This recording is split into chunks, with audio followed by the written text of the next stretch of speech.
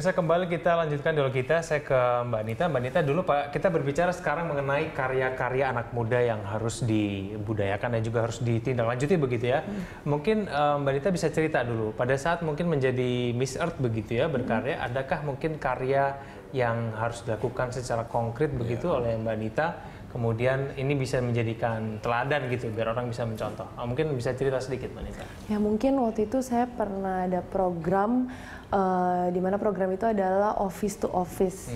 Jadi di situ saya mengkampanyekan bahwa harus ada kegiatan yang konkret, yang nyata, yang bisa dilakukan sehari-hari di kehidupan kita sehari-hari. Contohnya untuk yang lebih saya fokuskan adalah karena ini saya targetnya di Jakarta, itu di perkantoran. Jadi saya pengen ngebiasain untuk apa ya, karyawan-karyawan di perkantoran untuk bisa contoh hemat air, hemat listrik, terus misalnya pembuangan sampah. Tapi juga memang saya lihat sekarang di beberapa tempat pun sampah-sampah memang sudah mulai dibagi-bagi ya. Jadi waktu itu memang saya bikin program tersebut dan memang masih sedang berjalan dan ya itu. Puji Tuhan udah lumayan itu sih udah mulai berjalan dan itu proyek pertama saya adalah di kantor saya dulu di Eljon dan itu kita udah biasain udah mulai karyawannya dibiasain untuk kalau misalnya pulang kantor biasa kan lupa matiin lampu, mereka udah biasain mati lampu. Jadi hal-hal kecil lah. Kampanye misalnya begitu ya. Kampanyenya itu seperti itu. Oke, Pak Adiaksa, kalau menurut Anda ini kan sebetulnya banyak ya karya-karya anak muda. Banyak sekali. Banyak sekali, tapi mungkin nggak diberitain. Kan, ya itu kemarin para musisi yang ketemu Presiden Jokowi, ya kan itu kan orang-orang hebat juga tuh. Tapi pembajakan juga di mana-mana. Nah itu dia, pertanyaan saya kemudian bagaimana menurut Anda peran pemerintah saat ini untuk mengembangkan karya-karya anak-anak muda ini? Kenapa tidak tercium? Kenapa tidak berkembang begitu loh? Kenapa tidak di... Saya nggak mau bicara soal pemerintah lah, saya bukan pemerintah lagi sekarang. Tapi artinya dalam artian, saya pernah buat buku tahun 2013, judulnya Menghadang Negara Gagal, di Gramedia ada, tapi nggak tahu udah habis apa enggak. Saya menginginkan sebuah sistem, jadi setiap ada pemerintahan baru, itu sudah ada kayak masinis gitu loh. Jadi kereta udah ada relnya, tinggal naik, tinggal mimpin, jadi jalan relnya ada. Nah, ini kan kita kan belum belum mencari format itu, belum ada. Jadi ini yang menurut saya memang orang beda pendapat gitu. Indonesia merdeka tahun 1945, Amerika tahun 1776. George Washington juga nggak dipilih loh, langsung diangkat gitu. Sama dengan Bung Karno dan Bung Hatta diangkat. Ya kan? Perjalanannya ketika itu, kemudian kita belum sempat menyelesaikan blueprint ya. Udah masuk agresi pertama, agresi kedua, kemudian Bung Karno jatuh ya. Dulu kalau Amerika begitu jadi presiden langsung dibatasi 2 periode presidennya kan. Begitu Bung Karno jatuh masuk Pak Harto jatuh juga, hard landing masuk, kemudian Habibie 9 bulan masuk, Gus Dur masuk, Ibu Megawati masuk, Pak SBY, dan sekarang masuk Pak Jokowi.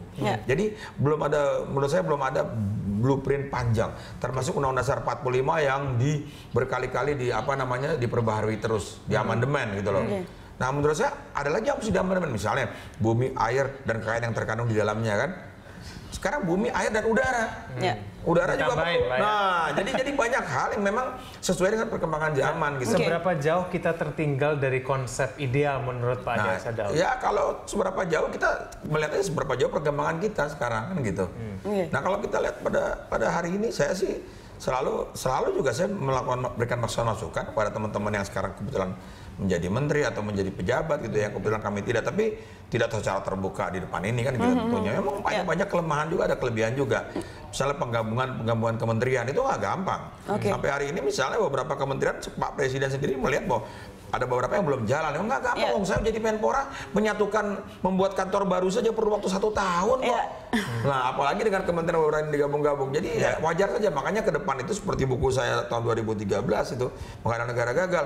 Kalau bisa itu pemerintah tuh udah ada, siapapun pemerintah tinggal jalan, sistem udah jalan gitu loh. Jadi orang tinggal itu. Ya, terkait dengan pertanyaannya Kevin tadi, saya mau nanyakan ke Nita nih. Menurut Anda sistem ini sudah terbangun baik belum? Kemudian kenapa sih banyak sekali yang sangat kreatif aktivitas dari masyarakat anak muda kok tidak terlihat tercium begitu? Dari pendapat Anda ini kira-kira kenapa? Apakah memang karena blueprint besarnya itu belum tertata baik? Bagaimana begitu? Baiknya seperti apa? Apakah menurut Anda benar pemerintah kurang mendorong atau memfasilitasi lah begitu?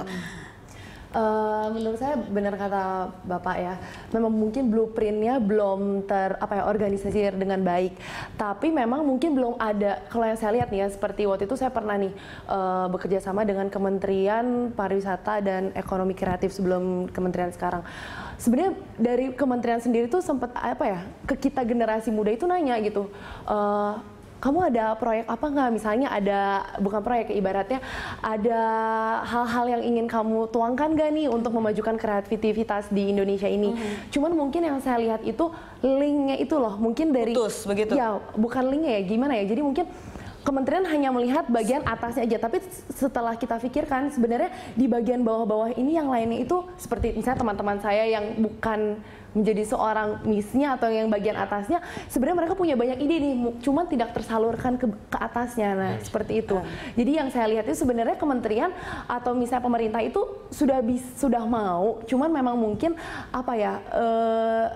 linknya itu loh ya. Bisa dikatakan pemerintah kurang membuat wadah. Ya, begitu? wadah mungkin ya. Wadah yang untuk menjadi saluran agar komunikasinya menjadi lebih lancar, seperti itu. Oke, kita masih punya satu segmen terakhir lagi untuk merangkumkan. Usai jeda lagi, Bapak dan juga Mbak Nita, kami akan segera kembali sesaat lagi.